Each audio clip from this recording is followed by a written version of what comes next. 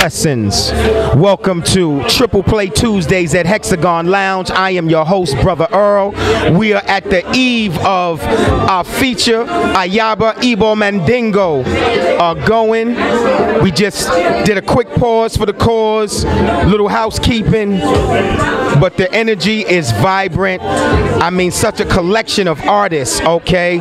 Poets, rappers, folks that just, drummers. I mean, it's just an eclectic group of artists just sharing for the common good, and I just feel very honored, man, to be in a position of stewardship, man, be in a position of folks being able to come out and share their art, okay? Ayaba is a painter, okay? He's a poet, all right? He is a true Renaissance man. This is epic. So again, every second and fourth Tuesday, Hexagon Lounge, 318 West 142nd Street. I am your host, Brother Earl. You can follow me at The Real Brother Earl on IG. That's The Real Brother Earl, the same way your mama taught you how to spell.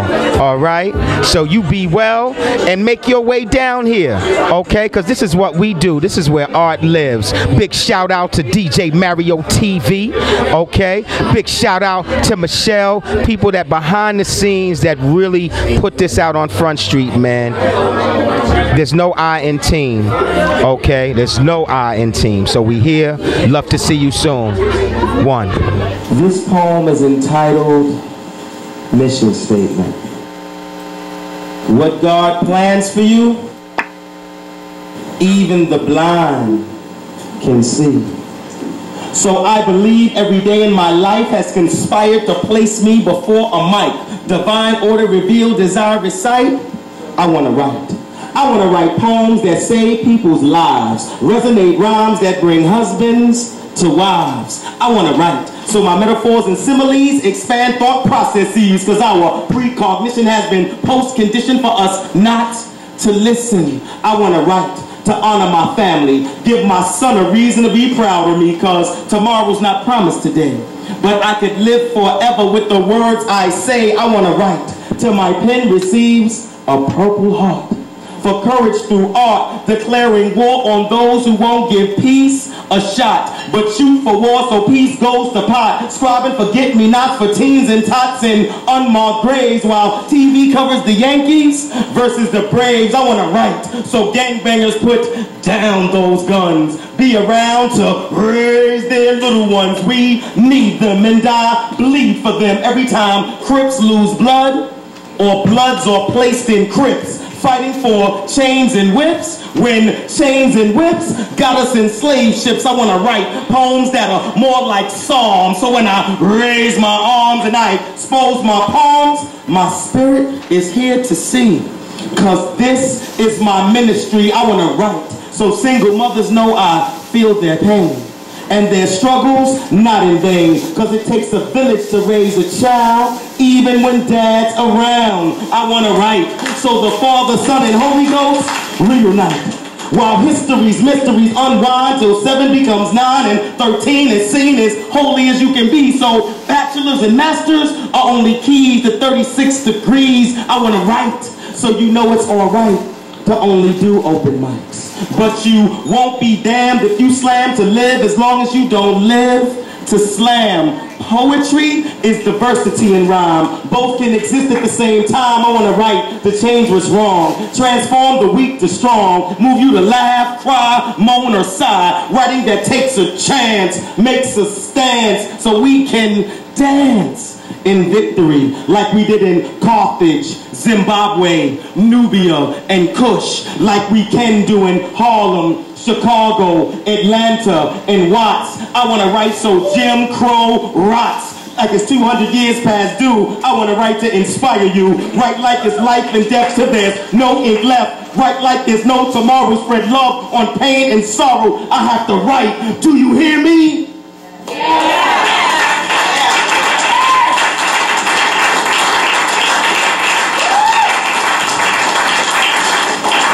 Because what God plans for you, even the blind can see.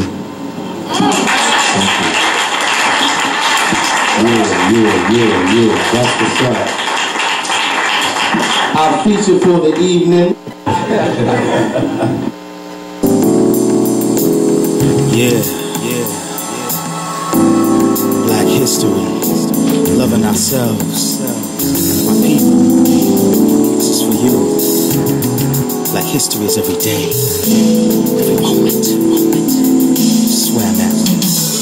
See, I love black history, and where I live it's treated like a mystery or conspiracy, while the world wonders who done it for 11 months, when the greatness of my people isn't mentioned once. Nevertheless, we are kissing cousins anyway, not just in February but every day. I sing the praises of Harriet, Martin, and Malcolm, asking how come most times I am alone. So I write black history love poems. Roses like blood is red, police brutality leaves you black and blue, and while I'm at it, F you George W.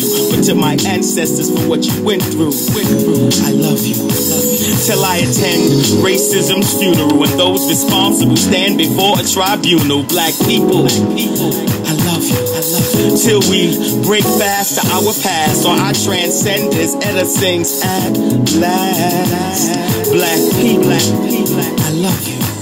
And love, born in struggle, bathed in passion, fashioned after feelings prayers convey. Kind of like Gandhi fasting, so violence is held sway. Ready to die, so we live after Judgment Day. Or Amun-Ra, the first king to treat his kids out of wedlock like royalty anyway. Can you imagine if black folks did that today? Sometimes fighting for change is having the courage to say, I love you and I love you, that righteous, steadfast, hot chant. Freedom like a gunshot. Sleep in the wet spot, kind of love. I love you like a sun. Love you like the moon. You like Moonbeam, like Frederick Marcus, Toussaint, Nat, and Sojourner. Truth be told, for those bought and sold, we must endeavor to succeed. Brown versus Board of Ed to read. Pay it forward should be our creed. But when push comes to shove, I man up and lead. Chocolate flowered battle hymns in the key of Sinke to the beat of a djembe, while my sensei, the lost tribe, done lost their mind, dying for shines while we die in those minds. And I'm frostbit, but still I spit to remind black history should be our Valentine, then loved in public places, leaving traces of culture erected in the sands of time, till the future comes from behind. Yeah, black history love, Brother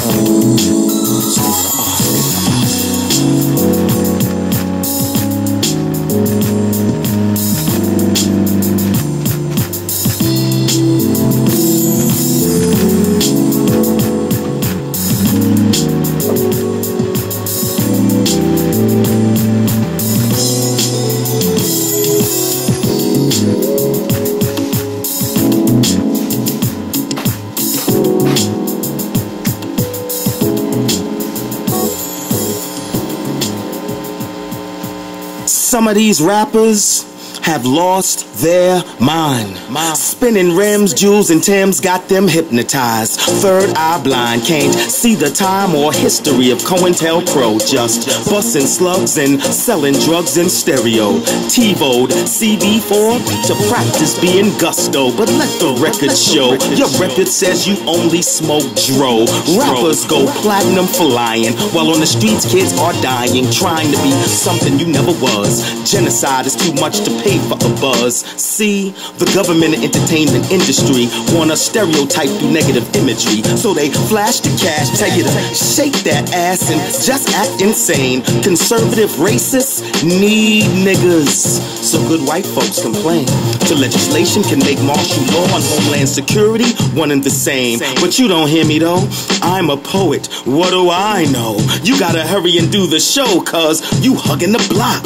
Gun stay cocked, hard body son. From cops you don't run. The skills, the sling krills. Fuck the community, you paid. But in court, you represented by legal aid. The auctioneer that takes you to the stand like like a slave, where they play Friday the 13th Amendment, and in a rush hour, freedom swings on a tree down south. Do you understand the metaphors coming out of my mouth? Question, what a rapper say after the arraignment? Answer, it was only entertainment. Then we find out your rap sheet, kind of incomplete. Never really ran them streets or bust guns and beef. The only time you kept it real was on the camera spiel. Just an image to get a deal. Now you sing it to the feds asking for a deal. Your fate's been sealed. Career on file-ups, bleeps, and blunders. Rappers don't act like they scored a touchdown when the judge hits them with football numbers. See, you are lying. While on the streets, kids are dying, trying to be something you never was. Genocide is too much to pay for a buzz. Besides, you never hear the Kennedys brag about liquor sold during Prohibition, or Fleet Bank talk about insurance scams from slave trade missions. Less more the Bushes or Nazi Germany.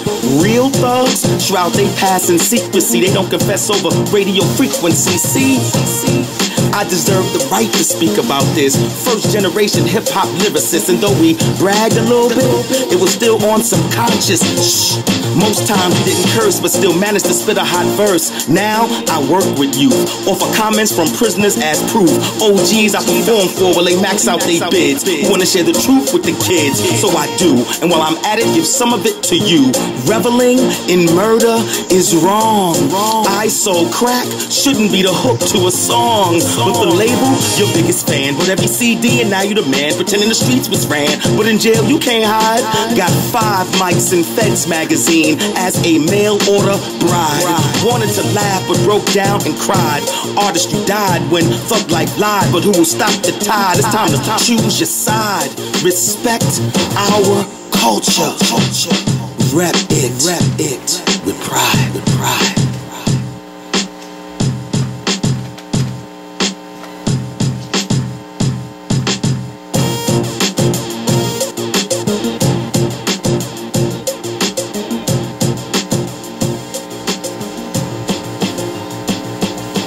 1% of the world's population own over 90% of its wealth, while 50% of black men are unemployed, praying to higher self. Yet you wonder why I'm angry, just plain sick and tired of being the last hired on and or the first fired upon. Unless it's the army or you're the real DC sniper. Can't forget the lifers, from chain gangs and license plates to computer technology. Only one place to find a JOB, the state-sponsored, privately owned prison factory, strangely related to sweatshops and diamond mines, found in countries that reject our ideology. Nowadays, between jihad, presidential retards, and good old-fashioned occupation, it's easy to lose faith in God, but damn hard to distinguish gentrification from globalization. In the not-too-distant present, Christianity was a gift, like smallpox blankets and free needle exchanges, shared like judgment at a lynching by military, I mean missionary boats. And the difference between savage and man was found in fine print of hypocritical Bible quotes. Now they just show democracy down the world's throat. Call it the Heimlich maneuver, but at least Hitler was better at public speaking. While back at the ranch, human rights are left in the dust of photo ops and sound bites of policies spinning, sharecropping in a new light. If hindsight is the mother revisionist history, I'd piss on Reagan's grave and call it the trickle-down theory. Forgive me, sometimes humor has to be hostile, but as humanity's apostle, I toggle between what's fair and what's possible in a world run by atheists, arranging the marriage of church and state to convince you of an afterlife worthy of wait, while children in Africa would do anything to gain a little faith. Wait, it seems democracy and capitalism will never sleep in the same bed as long as lies are fed. Like, why what levees broken, which war during Katrina, and blood is shed in prefabricated wars for WMDs. No one can think it to perpetuate some fantasy like American life honeymoon, went from womb to tomb.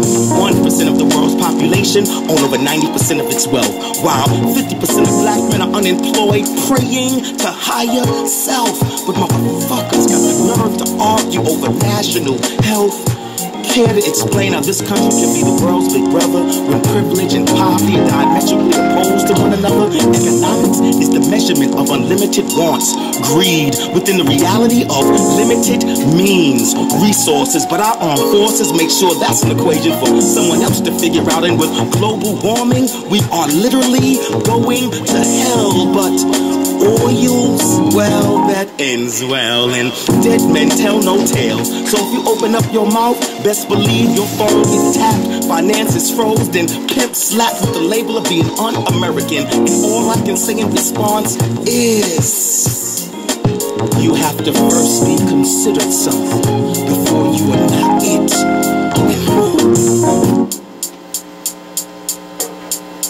Children raised without a father are more likely to live in poverty, do drugs, and or become teen parents. But the real conspiracy, as kids, they score lower on standardized tests, which the government factors in when building correctional facilities. Do you see a trend, especially when more women are single raising kids than men? Mama's baby, daddy's maybe, is an excuse for some. You know the drill. Soon as he came, the relationship wouldn't come. Still rationalizing a painful past for your child's future is dumb.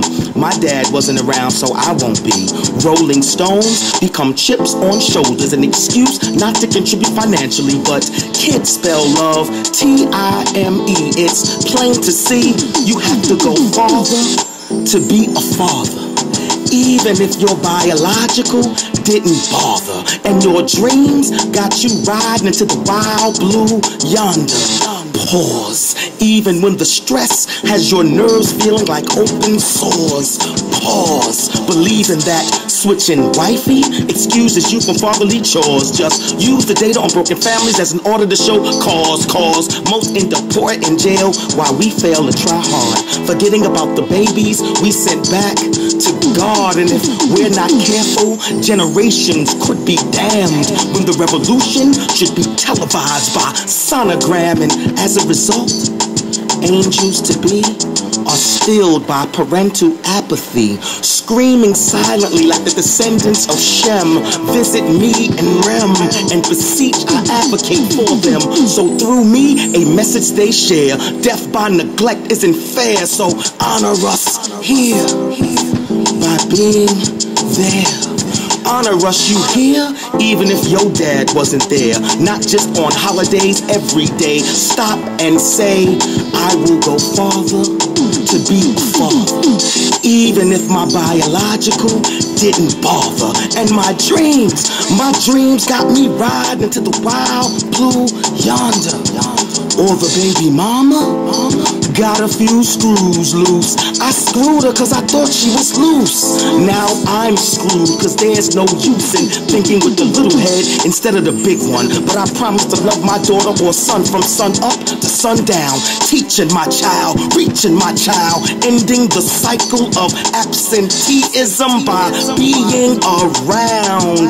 Cause any boy can make a baby, but a man goes farther and is a father like I'll be, even if my biological didn't bother.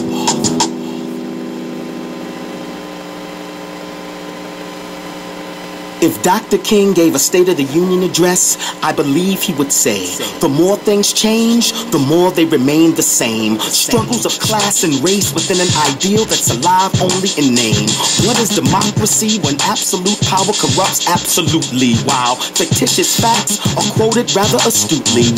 Martin said, nothing in the world is more dangerous than sincere ignorance and conscientious stupidity, making it plain to see, as people and a nation, we have gone astray. So I wonder, what would Dr. King say if he were here today? Would he illuminate the parallels between Iraq, Vietnam, Ho Chi Minh, Saddam, communism and Islam? Would he ring the alarm, quoting Nas like he did Langston, saying it ain't hard to tell, Emmett Till is Sean Bell? Martin said the hottest place in hell is reserved for those who remain neutral in times of great moral conflict. Blood on your hands is like shit on a nightstick. What would Dr. King say if he were here today? Would he demand we boycott Jacob and wake up by not being oppression's comrade, while appalled we treated the earth so bad? Penguins are drowning cause there are no icebergs for them to climb onto. Would he pause to remind us fossil fuels are the remains of dinosaurs, and if we're not careful, our extinction will be suicide by greenhouse gases destroying the ozone? Would he moan and discuss the land wasted on golf courses while the neglect of the homeless could be considered slaughter? Would he sing the blues like muddy waters for the muddy waters the children of Darfur have to drink, while aid to organic farmers continues to shrink? What would Dr. King say if he were here today? Would he chastise the government cause internment camps during World War II in California are similar to debriefing centers in Guantanamo Bay? Would the Patriot Act remind him of his comment, everything Hitler did in Germany was legal? Would he find biblical significance to fraternal twins identically named Homeland Security? Freedom is on death row and the future might be history. Nevertheless, Martin said, even if you knew the world would go to pieces, you should still plant an apple tree. Ironic, it comes back to ecology, life, our most precious resource. What would Dr. King say if he were here today? A right delayed is a right denied. Faith is taking the first step even when you don't see the whole staircase. Life's most important question is, what are we doing for others? And to the poets, human salvation lies in the hands of the creatively maladjusted. What would Dr. King say if he were here today? Maybe we should have listened the first time.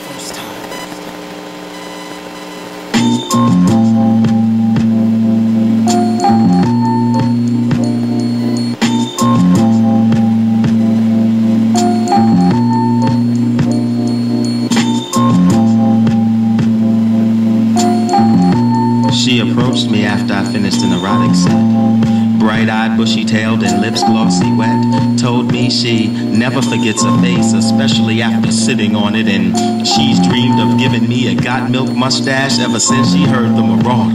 Old girl isn't a dime, she's a quarter that uses compliments as foreplay. She said, I'm the John Holmes of verbal penetration, and since she has an oral fixation, wondered if I needed additional inspiration. Reciting catchphrases and punchlines of some of my tightest rhymes. She uttered I was a mouthful and wanted to prove it. Call it a deep throat syndrome. Her voice like pheromones over ice. A siren song that melted in the air as she continued to stare as if to put me in a trance. And to some degree it worked, cause you know what took a stance, and it was as hard as a rock.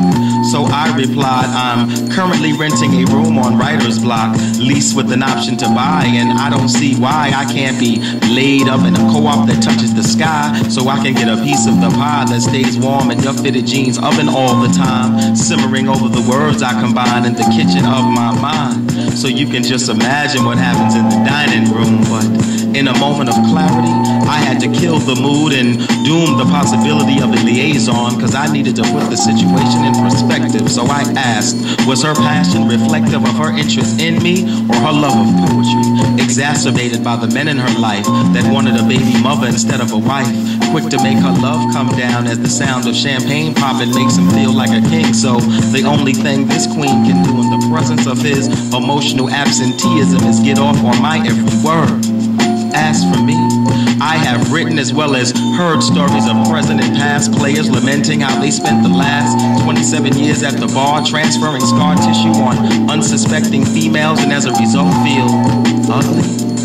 It's taken some time, but I've realized the veins that pop out when I'm thinking are the same type of veins that pop out when I'm freaking, but I'm not sure which is which when poetically speaking, so it's no wonder one head hurts for not using the other enough. So I'm trying to never again travel down that path, besides the poetess that tried to get the crowd to laugh at my expense, cause I separated myself from a situation that didn't make sense would metaphorically incur my wrath. So now that you know the whole half, don't be offended I decided to pass on an evening that promised to be romantic and rough, but with a devilish grin, she reminded me it was I who needed inspiration and for my own good should call my bluff. And as the blood rushed from one head to the other, I said, thanks, But no thanks. This conversation was enough.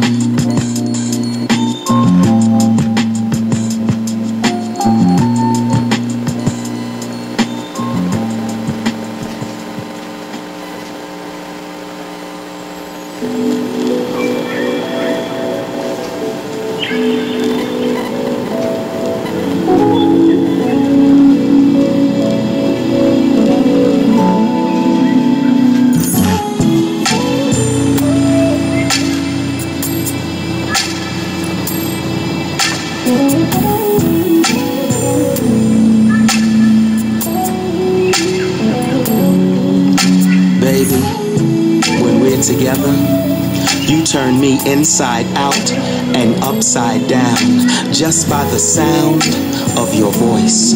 Honored you made the choice to spend your life with me. Can't you see? Your love is the light that brightens my day, warming my heart in every possible way. The nectar in your lips has become my foundation and the focus of my motivation. Your love is the beauty of a flower, soft, colorful, and unique. So I speak by sprinkling raindrops of praise like sun rays till you bloom hour after hour.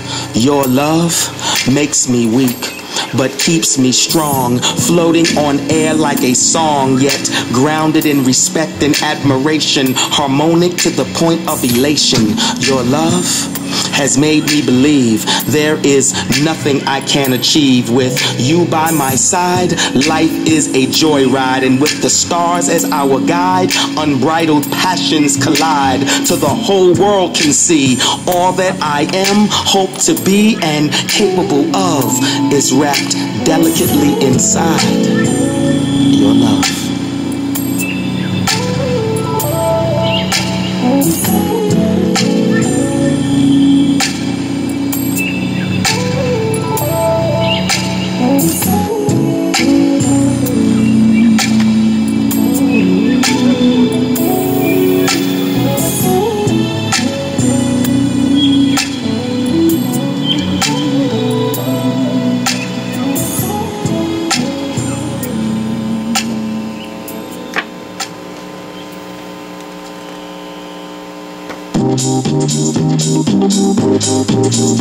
Through trials and tribulations and stressful situations, I have become a man, using these words to draw a line in the sand, while memories of my clan urge my spirit to hold fast. This too shall pass, cause wisdom gives the exam first, then teaches the lessons last. At this moment I am 5. My concept of time changed in 1999, the year my father died. 2 aunts and my cousin Nikki too, but what my mother went through gave new meaning to the term harsh reality.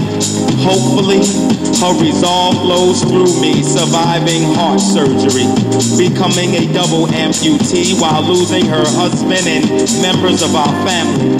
In a nursing home for what seemed like forever, yet still she endeavored by fighting through her depression to bestow a blessing.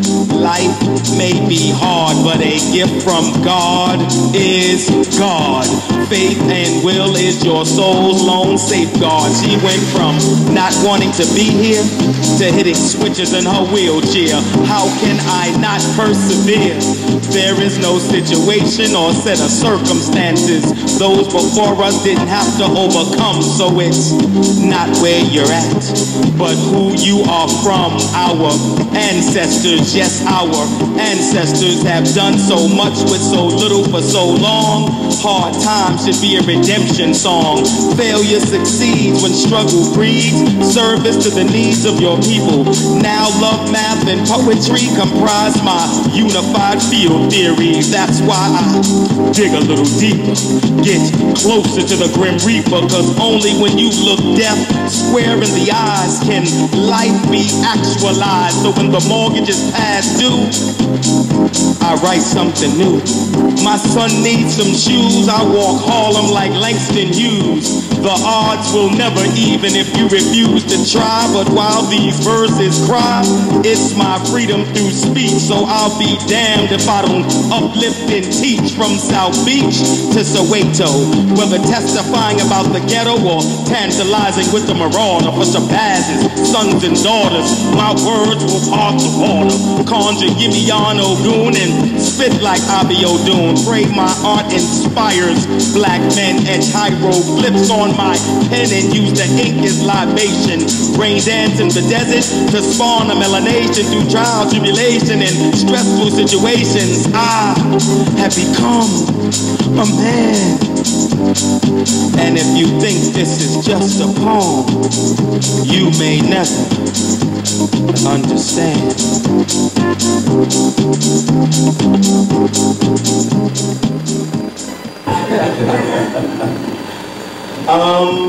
Somehow or another, this poem came to mind while you was doing that. I don't know.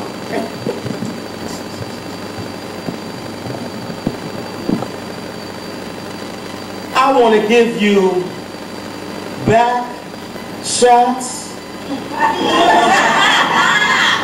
till your back is shot.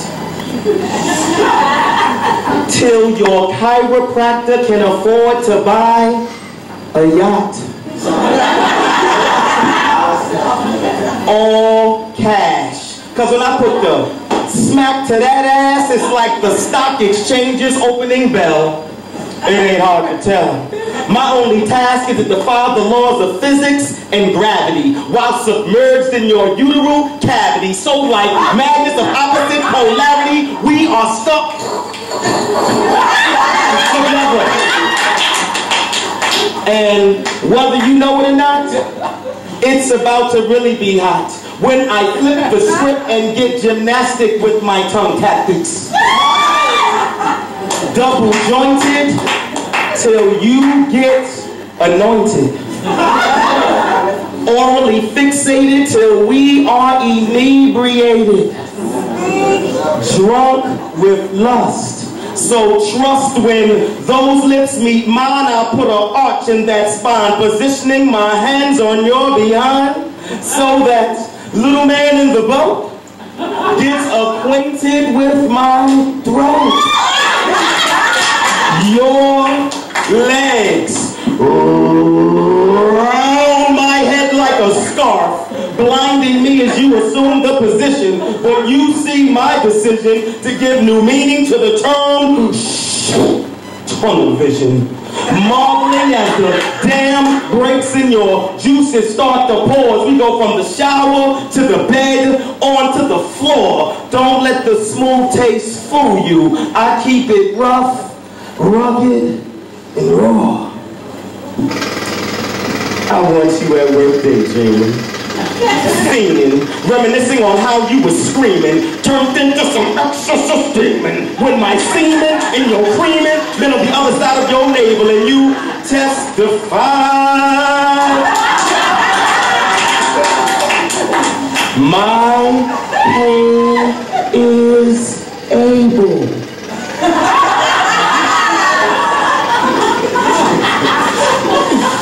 You won't wait to exhale. You'll be breathing hard all night. Have withdrawal symptoms in the morning like I was a crack pipe. Serving you so well, I got the magic stick. It's all you can recite, so don't be alarmed by the curvature of the mic, cause my erection takes direction till I get it right. Good.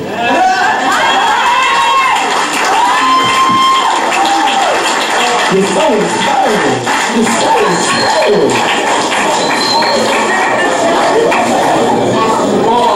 Hey.